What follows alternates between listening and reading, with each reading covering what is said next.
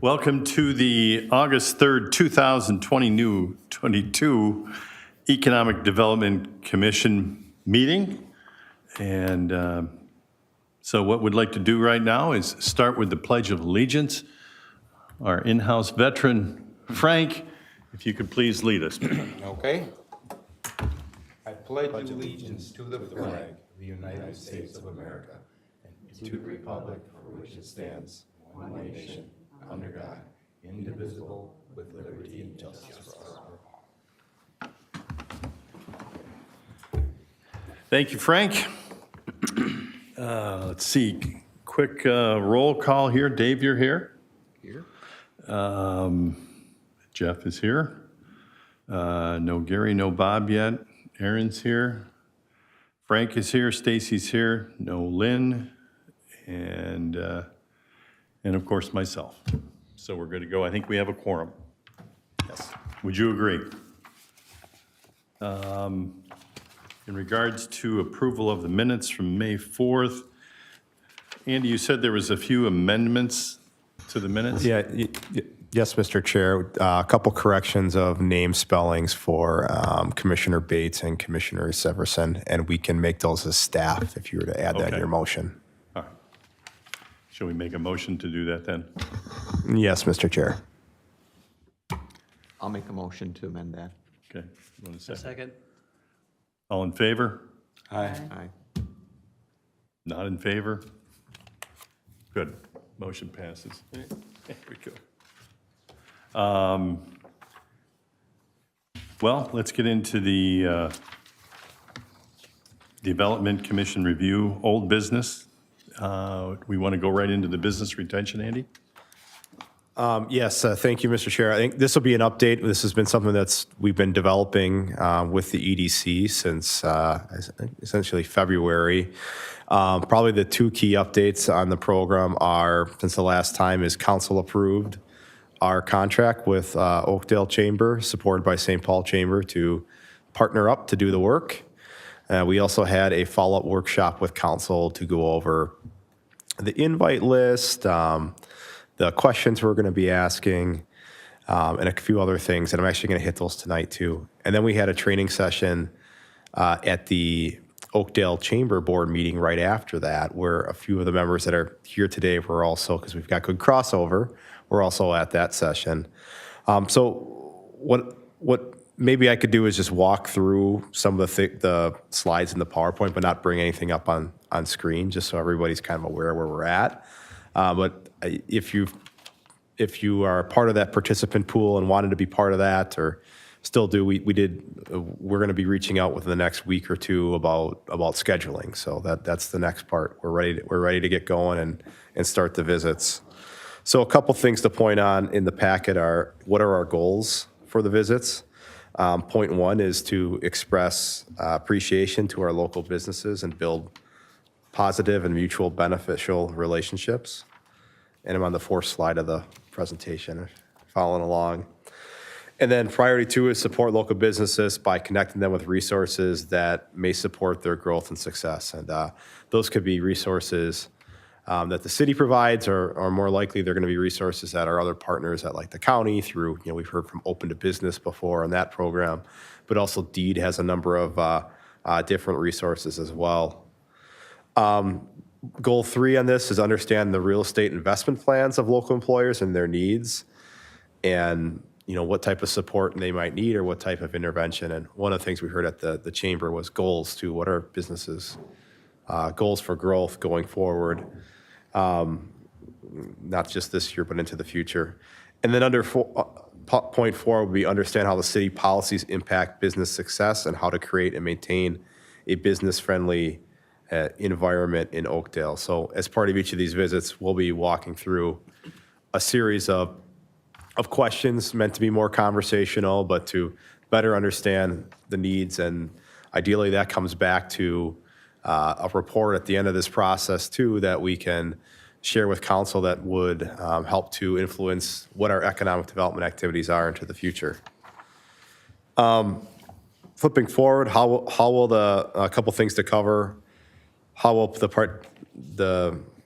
or who will participate in the visits, what businesses will we visit, what will we ask in a visit, what resources will we provide, what happens after the visit, and how will we use the information. So participation pool, elected officials, so we'll have either the mayor or a council member at each one of the visits. And then for city staff, we'll have myself as community development director and possibly our communication manager or our administrator, Chris Volkers, depending on the visit, but trying to limit that to 1 to 2 max.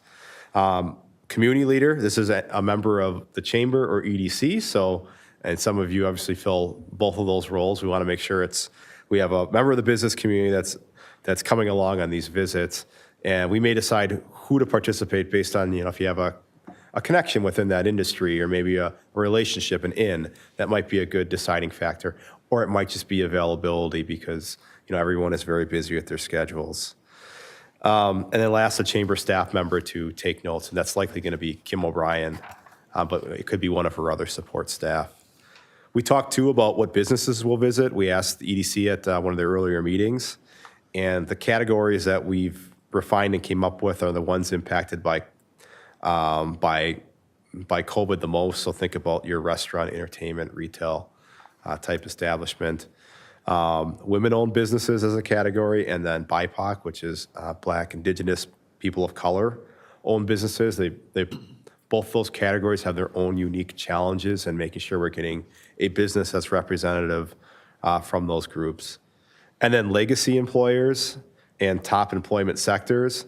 So these are kind of the legacy employers, you could also say, are sort of the biggest employers in town too. They're the ones that have the most jobs, the most real estate, the most tax base.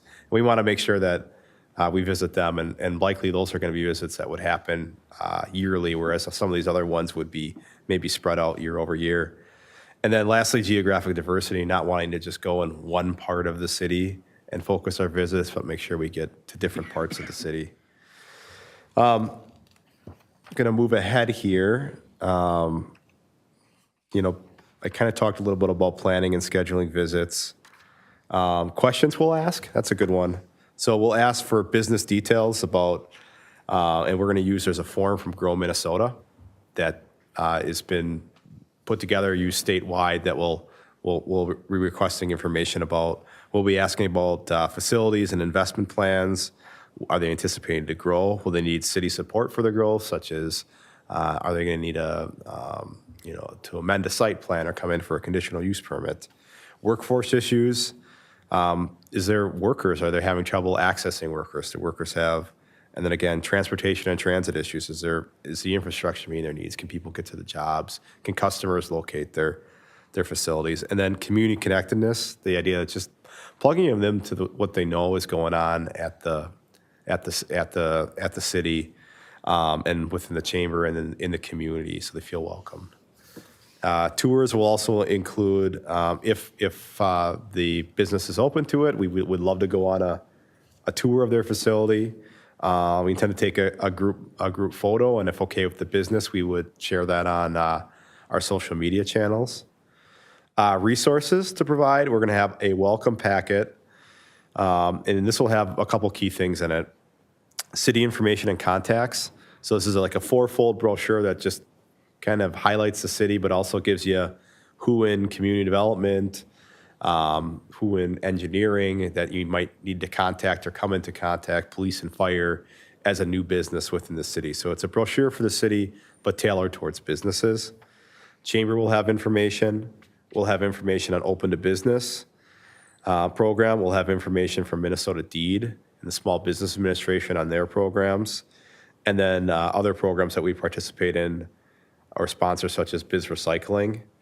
And then lastly, so that packet's going to be developed in an actual physical packet of information, but some people don't like physical paper these days. So we'll also have a PDF version that we can send out.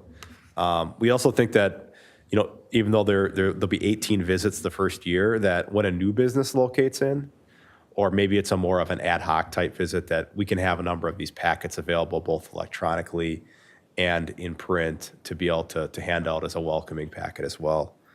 Lastly, we're working with administration on a Oakdale branded gift for each of the visits. So I should have brought it down here today, but it's if you know the oak tree logo. We have a number of those ordered that are on a base, and we're going to have a saying on there that shows our appreciation to the business. So something that they can then take and put on display or have to say that they're a business in Oakdale that is growing or is participating in our program. We haven't quite figured out the tagline on that yet, so suggestions warranted.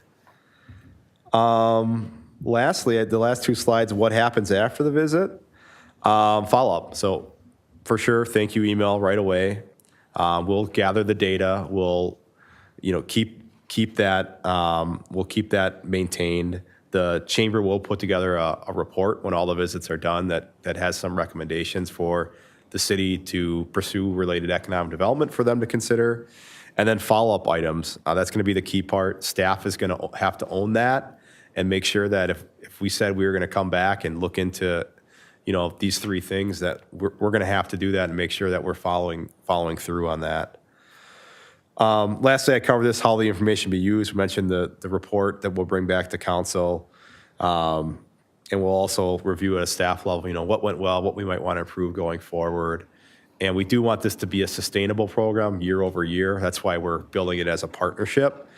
So right now we're looking at making sure that this gets in the budget for next year too, so that we have the resources to continue to grow the program moving forward. So that ended up being a lot to cover.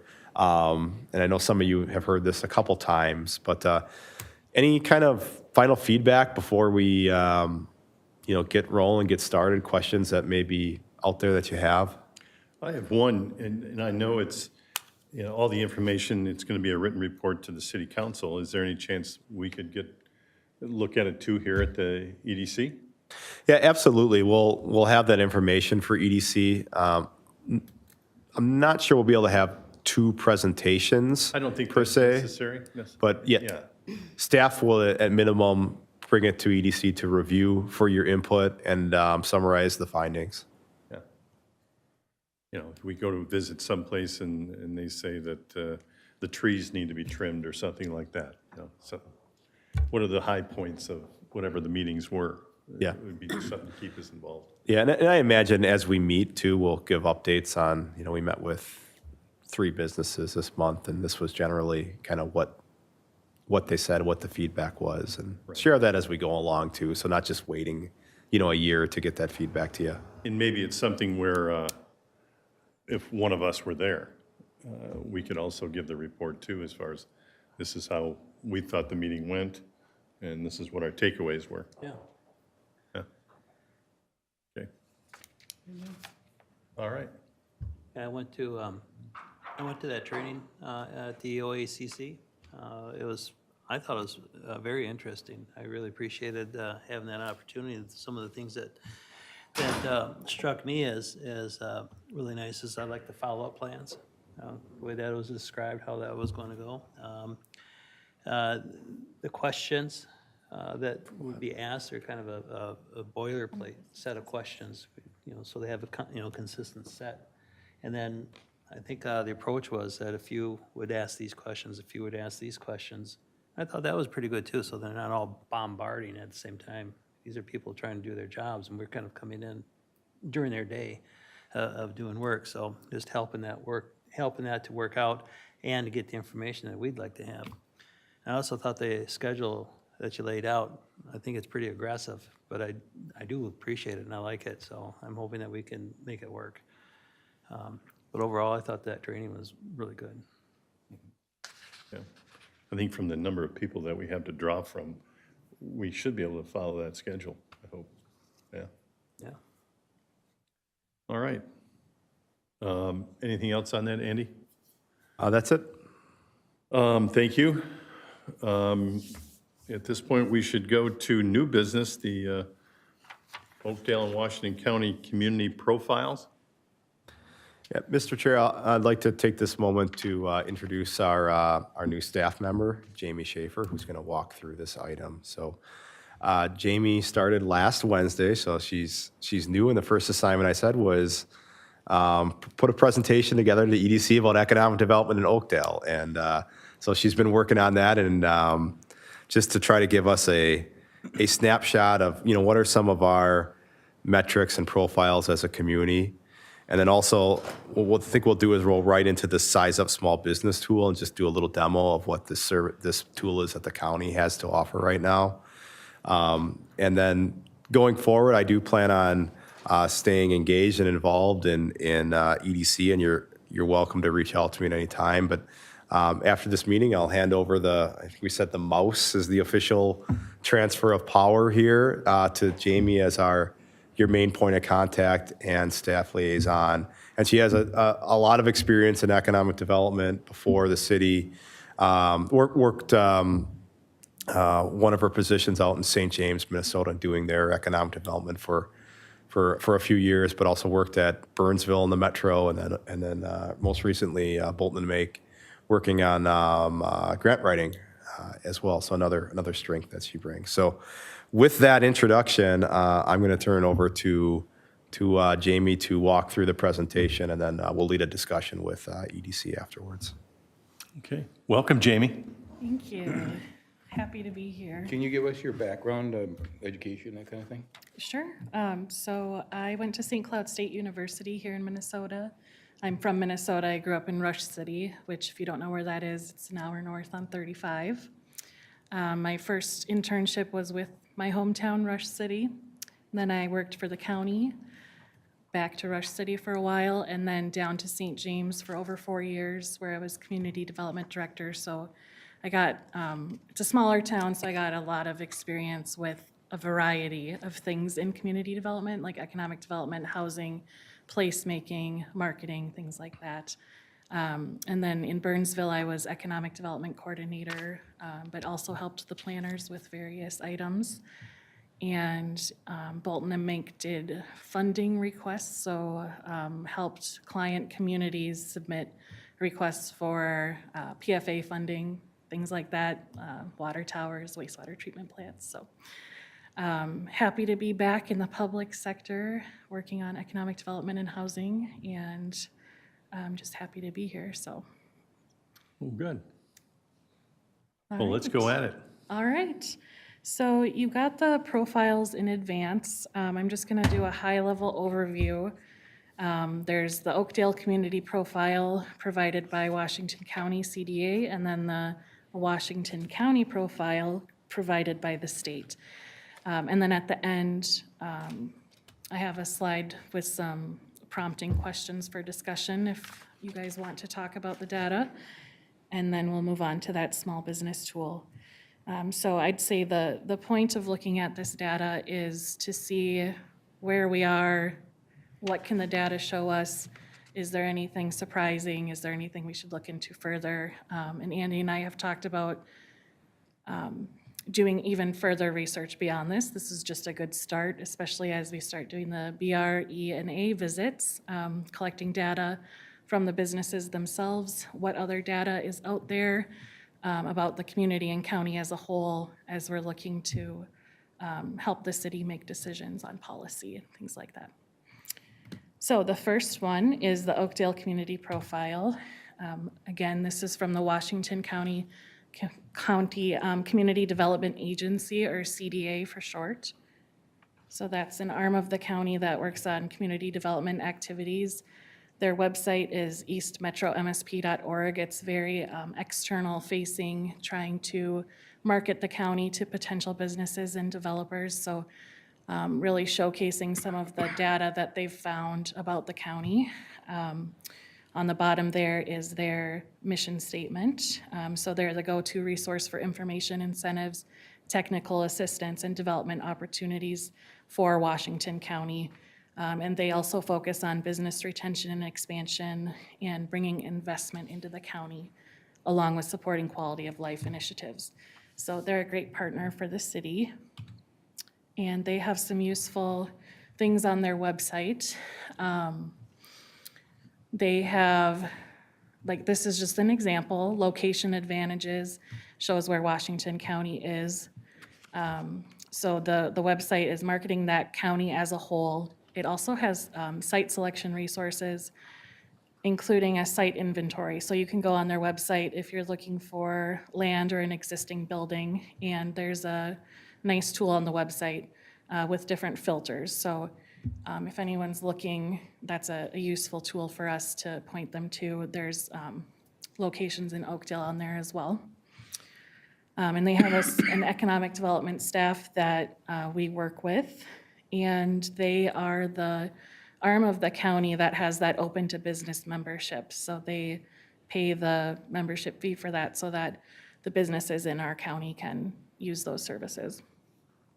And then what we're going to talk about tonight is the community profiles. So there is a profile that they have created for each community in the county. It has population data, housing and income data, workforce, and it's put nicely on the website using infographics. So it's nice to look at on the website, and you can also print that out in a report, which is what I put in your packet.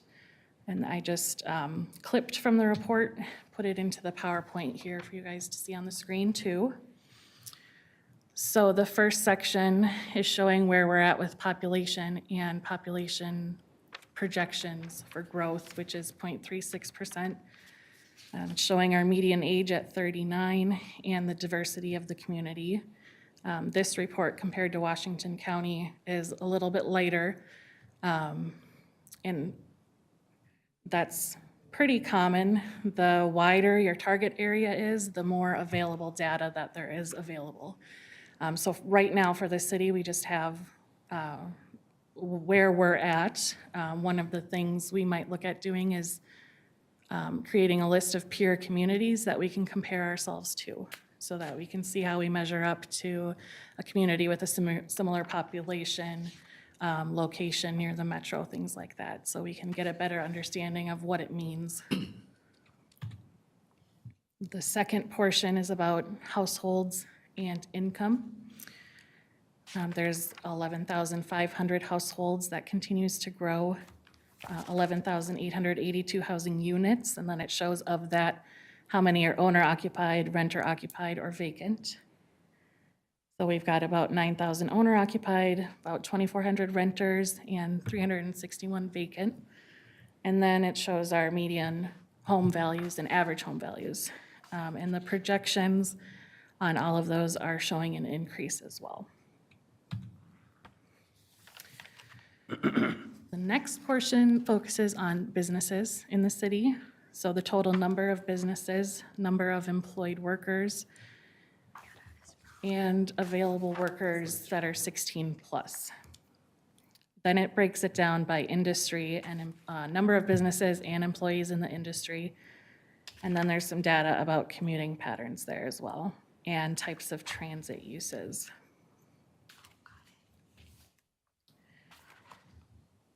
All right, so that's the data that we have for Oakdale right now from that report. And then for Washington County, this is coming from DEED, which is this Jamie, did you want questions now or at the end? at the end, Okay. if that's okay.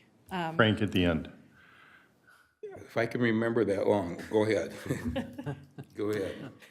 Okay. So DEED is the State Department of Employment and Economic Development, and their mission is to empower the growth of the Minnesota economy for everyone. On their website, they have a lot of different data available, and there's a specific section for government that is useful for cities to look at. They have a lot of data available by layers that are state, region, and county, usually not a lot by individual community. But they do have data analysts available that you can connect with. If you're looking for more information, they can create a report for you. So I pulled the Washington County profile, and this one is much more in-depth than the Oakdale. And it also has some narrative explaining what these numbers mean, which is nice.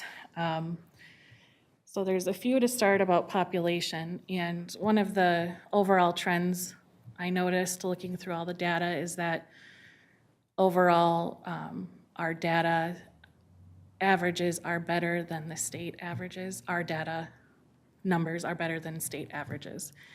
And that's, related to our location in the metro is the most likely reason for that. So the first one is showing our total population change. So for example, Minnesota lost 15,947 people to domestic outmigration, whereas Washington County attracted 4,005 people. So that's just an example of statewide, the picture doesn't look good, but in Washington County, it's painting a different picture. All right, this slide is showing different age groups. Again, the median age 39.7.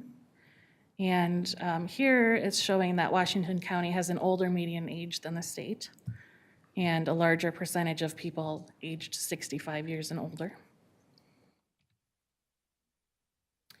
This slide is about foreign-born residents, and we have a smaller percentage of foreign-born residents than the state. It doesn't say why, but it just shows that data. And then the different areas of the world people are coming from to Washington County versus Minnesota. The next portions cover racial diversity, and Washington County is becoming more racially diverse over time. And then it covers average population growth, expected to grow.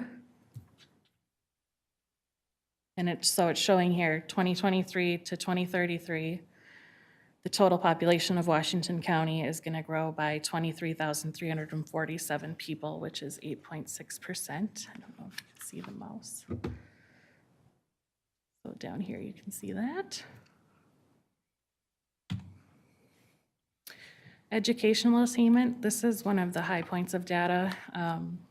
Washington County has a higher percentage of adults 18 years and over with at least a high school diploma than the state at 92.8%, and a higher percentage of people with at least some college experience. So this, when we're talking about using data for economic development and marketing, this is a good data point to pull out and highlight. The next few slides are talking about labor force trends.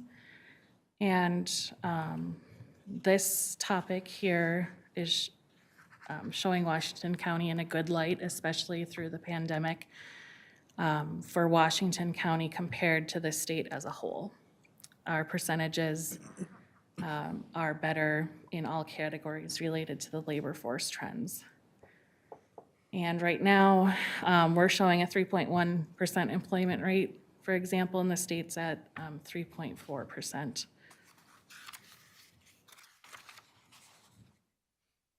This slide talks about how tight the labor market has been. I'm sure you're all aware of this.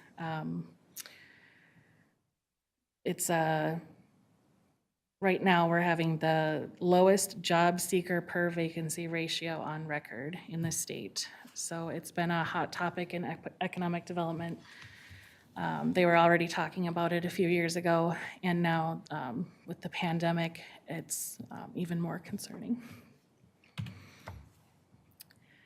The next slides are showing the labor force participation rate. So another good data point, in Washington County, we have more of a labor force participation rate than the state. So people that are available for employment are more likely to be participating and getting a job in Washington County than the state on average.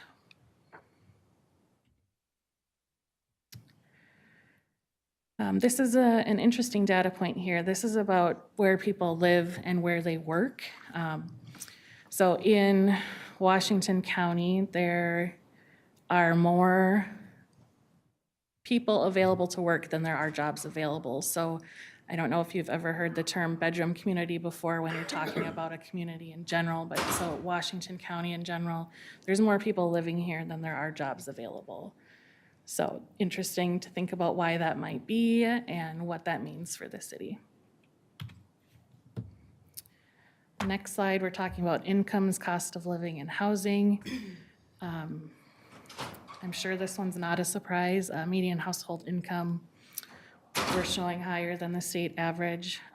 That's probably expected for any area in the metro compared to greater Minnesota.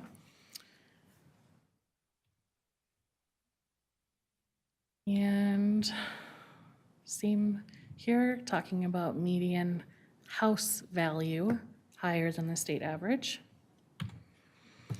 Then it goes into occupations and job vacancies. These are at a higher level layer than the county. So this data on this slide is related to the Twin Cities in general, not just Washington County, but they included that in the report. And occupations in demand, again, this is for Twin Cities, not just Washington County, and that is separated by level of education as well.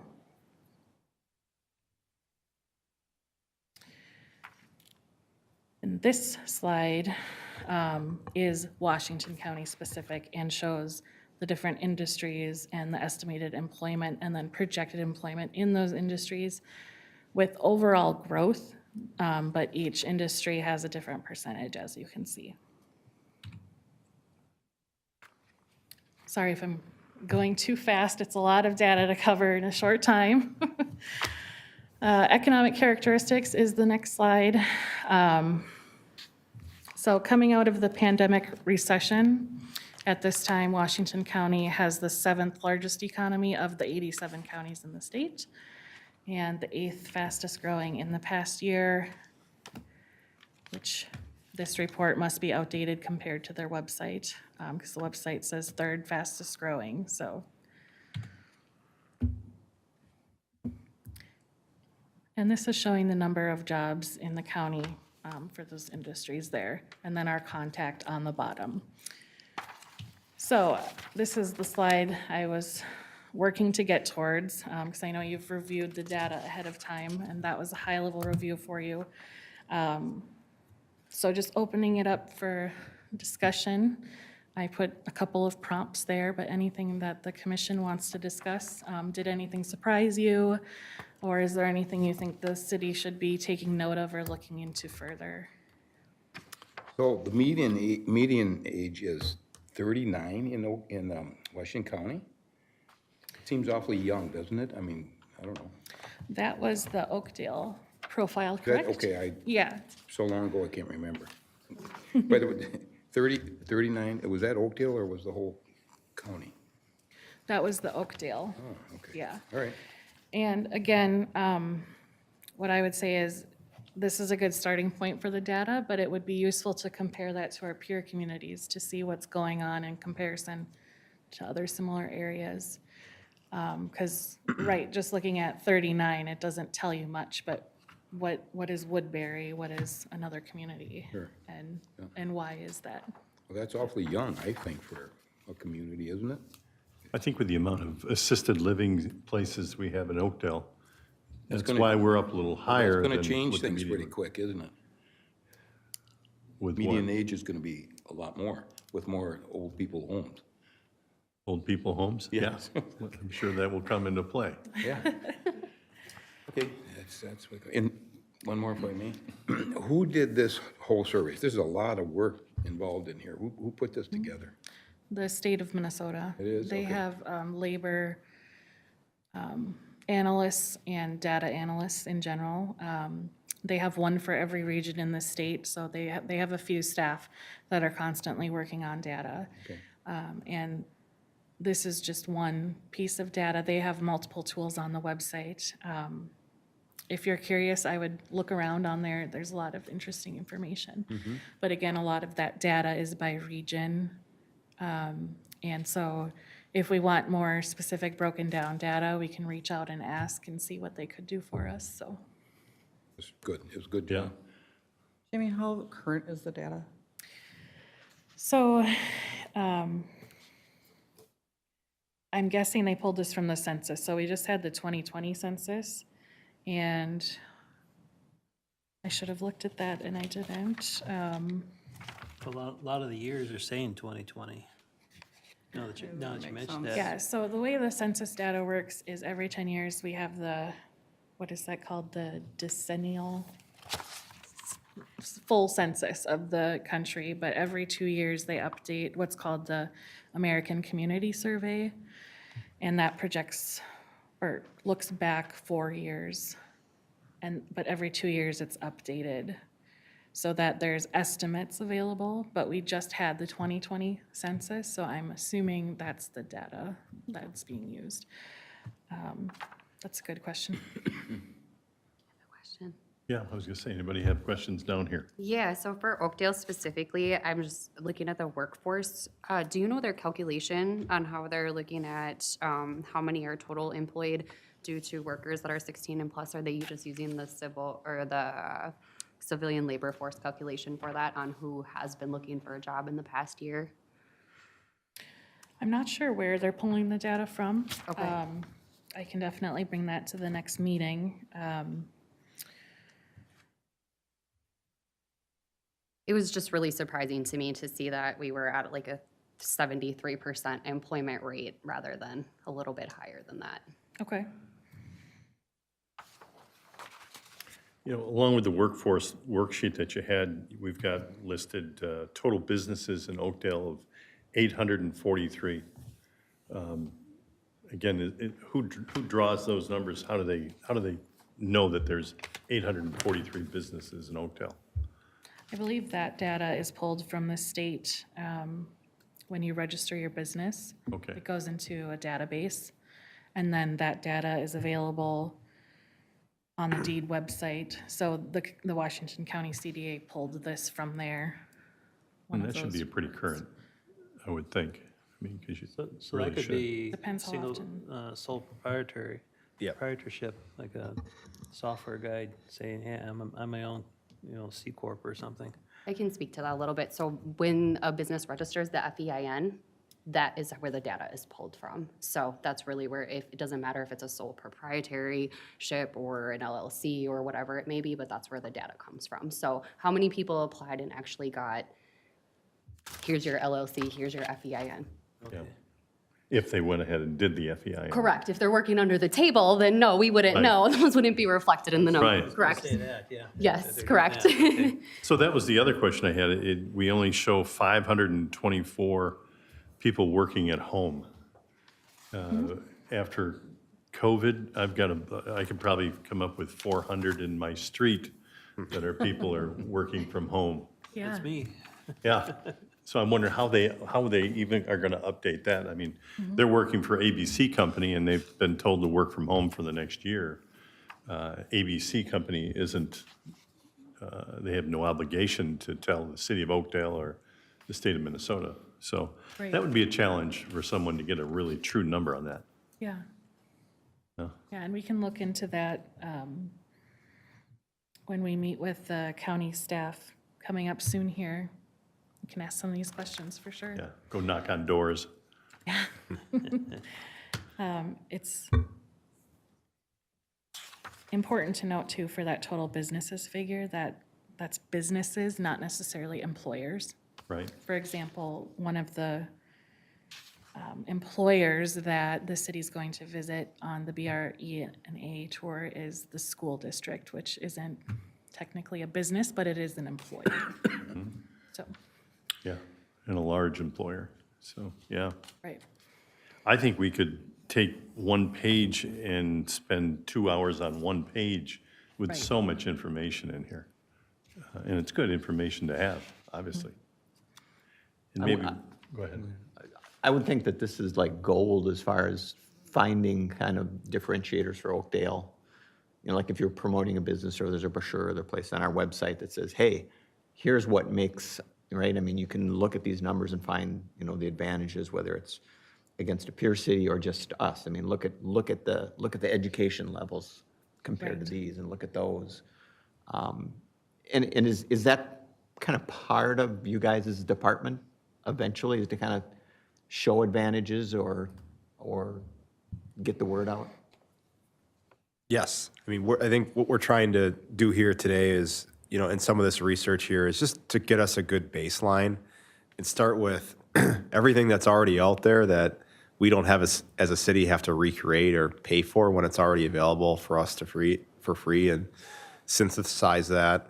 And I think when we have that piece of data, and then what we're also kind of missing a little bit is what is the flavor of the businesses that are out there that are more qualitative, and that's what the visits are going to help us form. So hopefully what we can do is pull this all together, and helps to, we can give that to EDC so you can make more solid recommendations. We can give that to council to make more informed decisions when it comes to, economic development. Where do we want to focus our energy? There's like 30 different areas to go in that pot, and where might we want to be more strategic going forward? I've got two things that I'm seeing is, one of the things surprising was the household income, the median household incomes. I was surprised at Washington County that we're doing better than the state. But then when I think about it, I mean, Washington County also, it contains communities like Woodbury. So, yeah, that is interesting.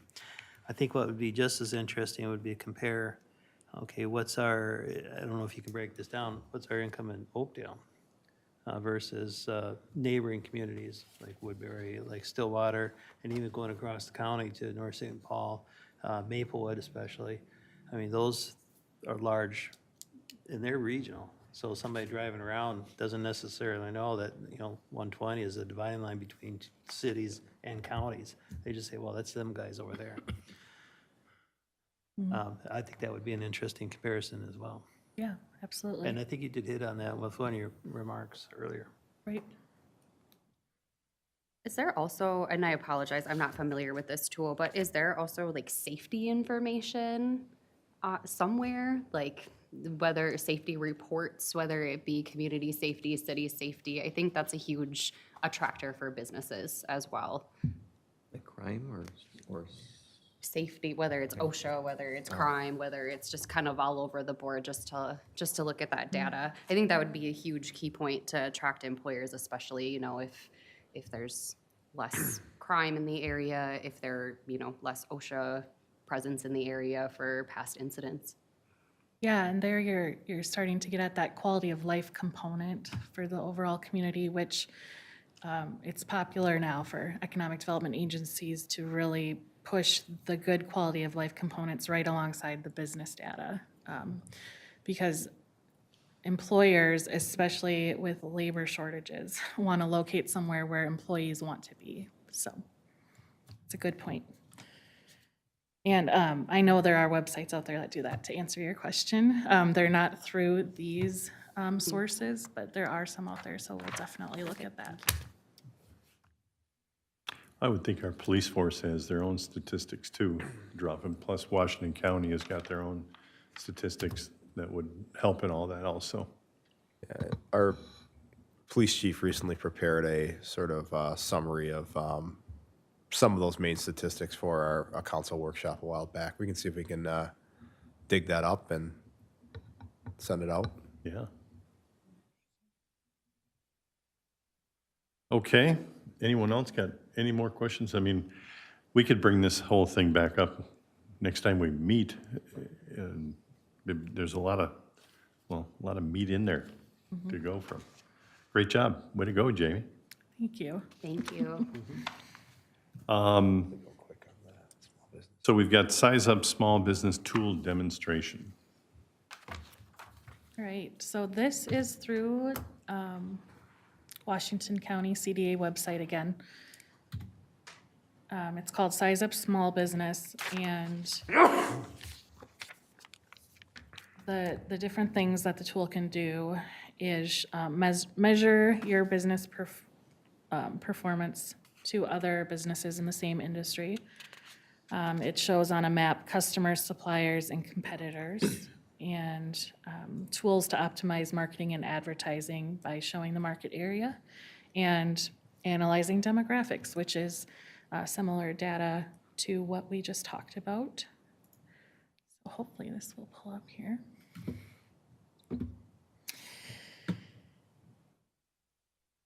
Sorry, what is this? I think it cut your screen. Yes.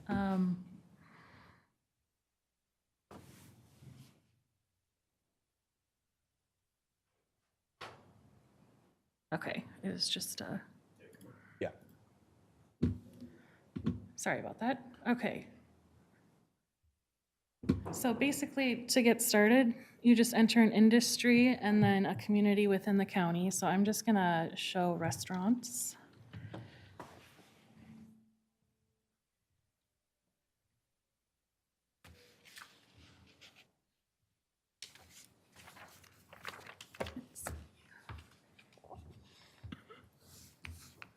In Oakdale.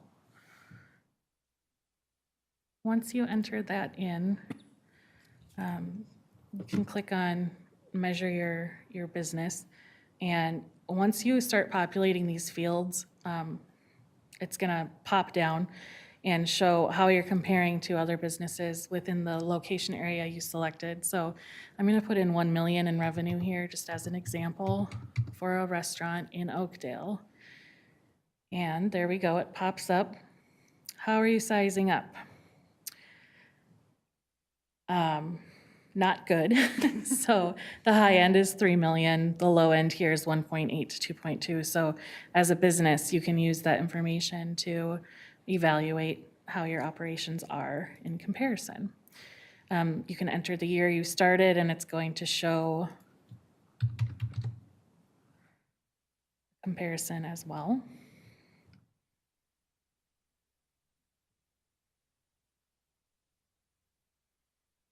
I would think with a restaurant, you'd want to know square footage and as far as versus a sub shop or something like that compared to a Sergeant Pepper's, if all you're putting in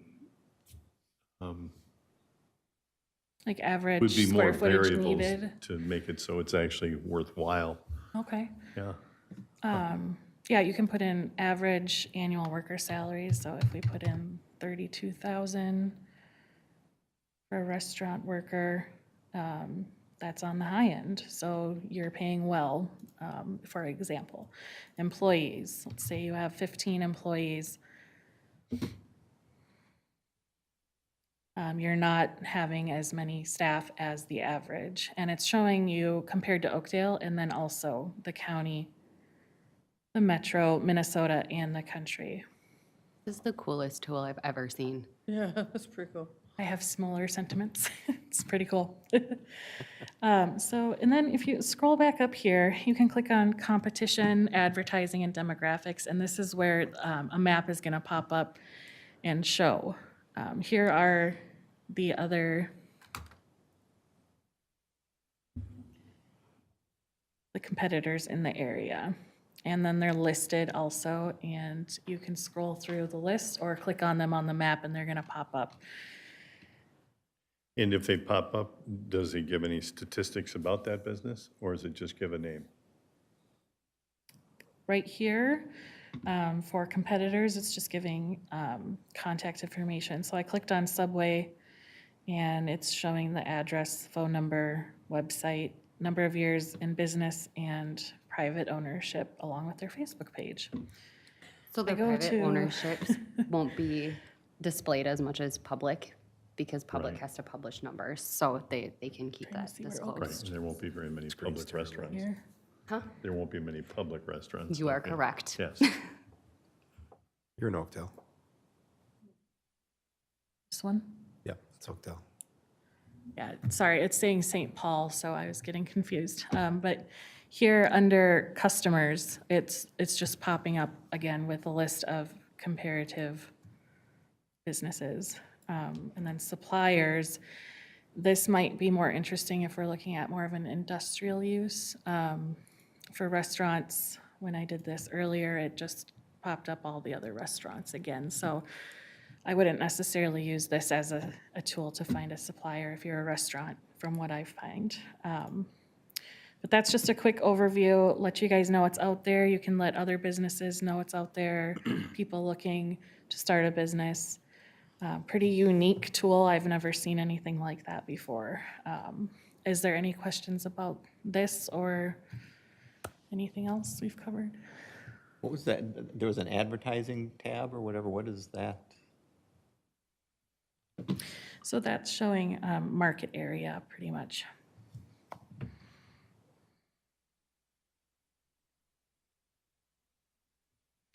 What are the pins then? The red So it pins? says, this is a list of zip codes with the highest combined business revenue in the industry. You should consider using this list if you are selling to businesses or consumers and want to know where the most money is being made in your industry. I haven't spent too much time in there, so now you know what I know. So Thank you. it's good to know it's out there, and we can let our businesses know it's available. This might be something that you could share with the business visits as well. I mean, depending on the industry. Yeah, Or how many people really know about it. And it's eastmetromsp.org is where we find this then. yep.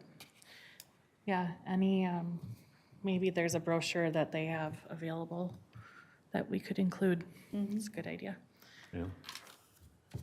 Any other questions? All right. At this point, we can go right to, Andy, did I miss anything? You're good? Moving along. I'm going to mix it up a little bit. Susan, why don't we go right to you? City Council Liaison, going to fill us in for the next hour and a half. I have like 2 seconds. Okay, all right, we'll cut it back. Don't worry about this thing. I was just exposed this weekend. I'm fine. Is that your glasses or the mask? Both. Okay, all right. Yeah. So really any updates? I would say we're working pretty hard on the budget right now. And it's about all I can think of. That's really super important because it's on everybody's mind right now. And we're meeting every week so far, so. Okay. Yeah, but happy to answer any questions if you guys have any. What's the timing of the whole budgeting process? I'm not, I think September, I don't know the exact date. September, we have to give the state our initial levy. sure. And we have to finalize it by December. And how's the politics coming in regards to, is there people vying for the new, who's going to replace our mayor, or have you heard any news? The only, the only people I've heard of is Kevin Zabel has put in for mayor. And then Colleen and myself have put in our names for reelection as well. Okay, for But- city council? For city council, yep. Okay, But other than that, I know of no one else. I haven't got an update today, so. all right, But it's available on the Secretary of State's website if you're ever curious. okay. Yeah. Frank, so there's room for you, you know? No, God. There's not an age restriction. Could I with that. please? Yeah, You could do it. no, thanks. I'll pass on that one. Okay. Any questions for Susan? Just real quick, is the budget publicized? I'm sorry, I have no idea about that. Is it publicized? As a matter of fact, it is so cool this year. We got a new software, and Jason, our finance director, is plugging in all the numbers, and it's going to be out on our website. You can click into any area you want, the public, anybody can. So it's going to be completely transparent. Perfect, thank you. Yeah, Interactive. yeah. And he's working so hard. It looks really, really good. Well, it'll be interesting to see. Yeah. Him and all the staff actually been working really hard on it, so. And I apologize, I have just one more question. Yeah. I haven't been at Oakdale very long. Are we usually in a deficit for budget? No. Nope, perfect, thank you. No? One question that comes up often when I'm out walking, meeting people, is taxes. And even though I'm not part of that, this is what's happening with property taxes. That's a Washington County thing. Washington County thing, Yep. and then we add our own taxes on top of that. Yeah, well, we have to do a levy for, police, fire, that kind of. That's an important one coming up too. I know about that. All right. It's going to be a tough discussion this year, but we'll get there. All right. Well, aren't part of the taxes, we're looking to, the amendment, whatever is going to be for the police department and for that type of thing, for upgrades for everything there? The sales tax. Sales tax? Question is The on the half ballot. a percent? Isn't it? Yep, that's on the ballot in November, 0.5% for police, 0.5%, it's 0.5% to finance Public Works and the police. Yeah. So fingers crossed that that passes, because they both need a lot of new building, and we need to upgrade the police, so. When, do you know when that would be effective? So if it passes on the ballot in November, would it be effective January then? Okay. Okay. Anything else? Thank you very much. Yeah, no problem, thank you. You bet. And welcome, Jamie. Thank you. That was awesome. Let's go to the commissioner updates. Dave, shall we start down at the right down here? Anything, sir? I don't have any updates. All right. I don't have any updates either. Well, I do. There we go. Not much of an update. Just a few weeks ago, Park Tool had a groundbreaking ceremony. I was able to attend. Pretty cool. Forefront. What did I just say? Park Tool? I meant Forefront. I'm They sorry. expanded? I meant Forefront. But it is pretty cool what they're doing out there, putting that warehouse in.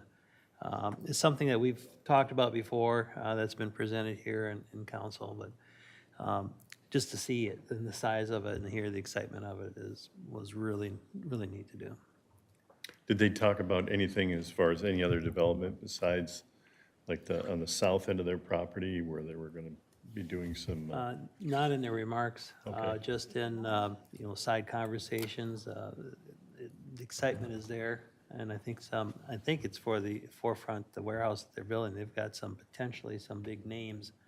They just said big names. So, I don't know, I can take a lot of big names, and I have no idea what's really going in there. All right.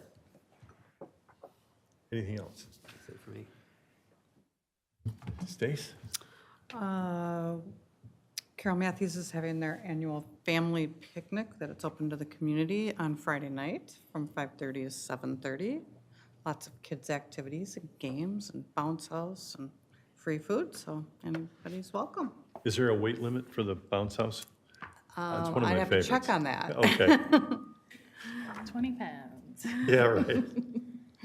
And that's Friday night, what time? 5:30 to 7:30. Okay. Frank, I don't have anything, but can I bring up that? this would be a great time to bring up Okay, what I'm gonna you do said. it. So I am thinking, I'm gonna take a straw vote here. How many of you people, commissioners, are in favor of the 1.5% increase? Probably gonna vote for it, right? The sales tax one? Yeah, Yeah. sales tax, yes. Okay, so as we're kind of ambassadors, the goodwill ambassadors for Oakdale, could you arrange for us to go through the police station so that we could have firsthand information of how bad it really is in the police station and probably the maintenance shack? I think we're going to have to check with city administration and legal on that, because there is if you're familiar with like school board things, a lot of it at the city level is just getting the facts out there and not advocating for one position or the other. But if, EDC wants more knowledge of it, we can kick that up to administration and legal. So you could arrange a tour, that's what I'm asking. Of tour of the Public Works building? And not that, well, yeah, that too, but I'm thinking more of the police station, because I know they need help. Yeah, why don't we, we'll inquire with the police chief and if that's something that they're planning on doing as part of the engagement package for, the levy coming up to build awareness. So we'll check into it and get back. I just can't commit to anything right here. Would you guys like going through that? I mean, wouldn't it be kind of interesting? Well, let's see what's legal here. I mean, last time you were there, you had cuffs on, I think, wasn't it? Within the guardrails, Fine. What did you do? I'll just We don't Google talk it. about that now. I'll just Google it. Okay, fine. Anyway, you'll check on that. Yeah, and I know our police chief is working with communication to get some more awareness out about it. So we'll bring that up, that EDC is interested in learning more as well, so that they can also communicate, and then we'll see within the guidelines that are there what can be done or what we can offer for tours or things like that. Okay, Back to me.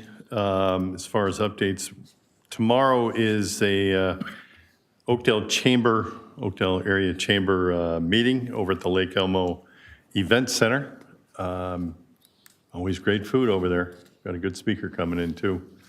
And I think this might be coming up on the Community Development Department update. I was just curious on how we're doing on all our homes to the north. Where are we at with them being done, and have anybody moved in yet? So it's more of a question. Sure. You want me to hit that now or in the community Let's development hit it. director? I just threw you a softball. Yeah, sure. For with Willowbrook, the Continental, the sort of gated townhome area is very close to residents to move into the first units. And I heard they were filling the pool out there earlier this week. I'm not sure what the temperature's at quite yet, Nice. but We should, as an EDC, Frank, we should go over and check that out. Absolutely. Yeah. there's also a few single families that have temporary COs, certificates of occupancy issued. So there will be some move-ins coming up. I do still have it on my list to just connect with Lennar and Continental if they're planning on doing anything as far as publicity-wise for that, because I know that with COVID, there wasn't really a groundbreaking out at Willowbrook. But if you haven't had a chance to go up there lately, it is a busy activity zone with construction in all different quadrants happening up there right now. We still see interest too in Willowbrook. We have a developer that presented a concept plan called Rowers Companies for the far sort of, well, if you're thinking of the quadrant of 40th Street and 694, it would be the southeast quadrant for an apartment and townhome complex there with, again, its own amenity center. So that one we expect will come forward to the Planning Commission meeting in September. So yeah, they're moving forward. Ton of interest in multifamily. I think if you're following the news, single family has been harder to sell with the interest rates going up. I do know that we heard that they dropped a couple price points on the single family out in Willowbrook, but they're still, pulling permits. But the multifamily and the demand for that is sky high, not just in Willowbrook, but throughout the city. We keep getting inquiries. I don't remember, is it Hadley? Helmo. Is Helmo open yet, so I can get to Fleet Farm yet? No? Won't open. Ideal Avenue. Yeah. Ideal Avenue. Ideal. It's closed. Deal. Yes. Ideal is still closed. We'll update on the website when it changes. Same with 40th Street. That's a bigger project with the roads going from a straight east-west to meandering with the roundabout and the trail. And so that probably won't be till later this year that one gets done and reopens. Ideal is a county road, so that's the county's project. Well, wouldn't the contractor be involved in that, or how do they work that? For closures? Does the contractor, does Lennar come and tell them we need a road here because we're gonna have a lot of traffic? And then what, the county builds the road? Well, the way we like, for the most part, is the developer, through our agreements, would build the roadways within the development. And typically the city or the county, if there's exterior roadways, would build those. So Ideal was, regardless of Willowbrook, was on the county's radar to redo. So that's their project. 40th Street is a city project. Although the city is building it, it is being paid for through an agreement by the developer. So we're building it through an assessment process on their behalf, and then and obviously we bid that out and have a construction firm doing that. Okay. Any more updates? Willowbrook, there's another residential proposal that we got an application for September Planning Commission, which is in the Oakdale Marketplace development, so just south of Speedway over by Pins, to do residential. So that area was guided mixed use in the last comp plan. It's kind of been half built out per se. The market is really, the demand is changing a lot with mixed use, or with multifamily residential, where that close to amenities. So think about like your LA Fitness is there. You've got Target, your grocery shopping. You've got Pins for entertainment, and some of the buyers are really looking for that. Now, that's different than what Oakdale's done in the past, with more residential in one neighborhood and our commercial in others. So they submitted a concept plan, got some initial feedback from city council on that development and some direction on how to maybe refine that to make it more connected. What is it, whether that's bike and ped connections to some of the other destinations or signal improvements at County Road 14 to make that development work. So that's something that's coming forward. We hope to see from a economic development, although residential is, it's a slightly less tax generator than commercial. There is a lot of vacant land over there that's still owned, and a lot of the indications are if a residential piece goes in, that might be the trigger that's going to get the rest of that commercial to get built out within the area too. So something to stay tuned to, and we'll keep you updated as those projects move along. Yeah, and I think the last one would be we are hoping that we can get to the Norhart apartment building, the 328 unit apartment building down at Helmo Station off Helmo and 4th. They have their approvals. We are working on getting their final plat and the development agreement established between them and the city so they can break ground. So that could be a matter of, within the next week or so that they're out there breaking ground. If you've been out in the area too, it's 4th Street is limited access with the city reconstruction project.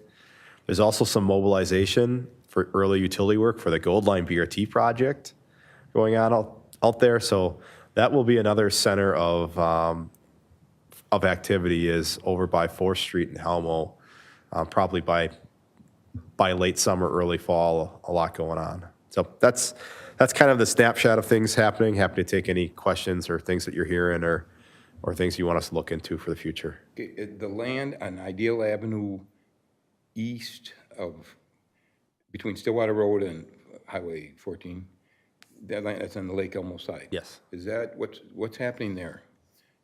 I believe they are re-guiding that area for industrial warehouse. Yeah, okay. And that's why they haven't planted it, because I think it's warehouse or whoever owns it now is supposed to be putting that up. Yeah. Yeah. And we have the sewer interceptor project lift station project is going in, so we have an agreement with Lake Elmo about sharing of the cost, but also the usage of that interceptor. So that'll support the development for, say, going to residential at some of the sites at Oakdale Marketplace. That'll provide some capacity for that, but it'll also provide capacity for Lake Elmo too. All right. Any other questions? We have a couple of guests here. Any questions for us at all? I was just kind of curious if you had gotten any more information for that Cedric's Landing proposal that was back, a few months ago. Not as of recent. So Cedric's Landing, familiar with up at the north end of the city, the owner came forward with a proposal and a concept to add another building within the site. There are a lot of existing wetlands and environmental things that would need to get figured out that it's even feasible to build a building. But as part of that would be, right now it's located where the former par 3 golf course was. So the city would be looking at potentially getting public access to the open space that's there as part of any proposal. But yeah, at this point, we have not received an application, so there is no formal proposal before us. That's at Gulfview Park, where the Gulfview Park is right now, isn't it? Yes, and Gulfview Park is just to the west of it. Yes. To the north, It's north. north, It's just right, yeah. yeah, I'm looking at them. They're looking at relocating it. Yeah, I'm looking at the the satellite view right here on my little device, but yeah, it's north a lot of the residents right there, and to the west of the wetland. And the west, directly west, well, across the wetland from the Cedric's Landing buildings, looks like there's 2 buildings there. And if they do submit an application, so there's a process for that, and the city has a certain amount of days to review it, and that does go to Planning Commission. So Planning Commission is the group that would review any application that comes forward for that. And there'd be a public hearing as part of that too. I was one of the lead representatives to get our park in our neighborhood, which we very much do love and use quite a bit. That golf And we field park? They did have a little meeting yesterday that I wasn't able to attend. But we're very much a strong community and are hoping to keep our park the way we are. We're not opposed to development, but not when it comes to removing our park. We had been promised things in the past for it to be a little bit more developed than it is, but we are so grateful for it that we're happy with what we have. And we have a large Asian American community for at least 8 to 10 years.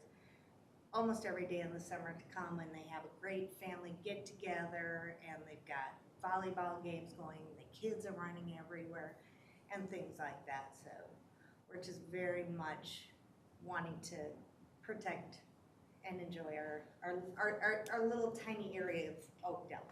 I guess I can support what your observations are. I've driven by there now and then, so it's not consistent, but I can tell you half the time that I drive into there, I can see that park is heavily used.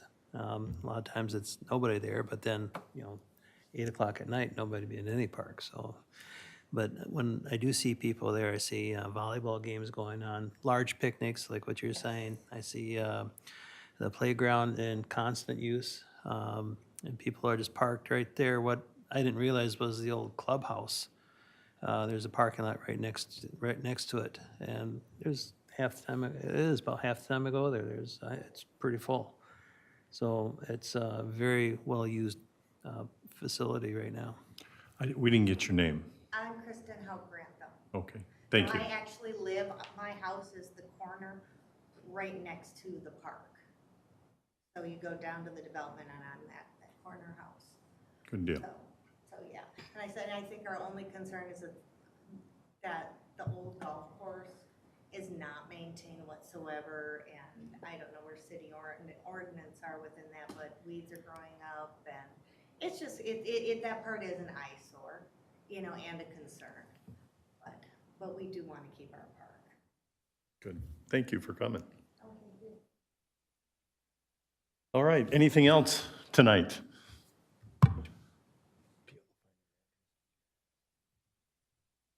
What do you think, Jamie? All good. All good? Okay.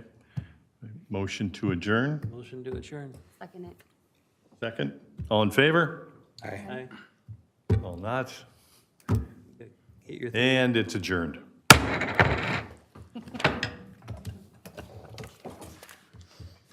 When's the next meeting?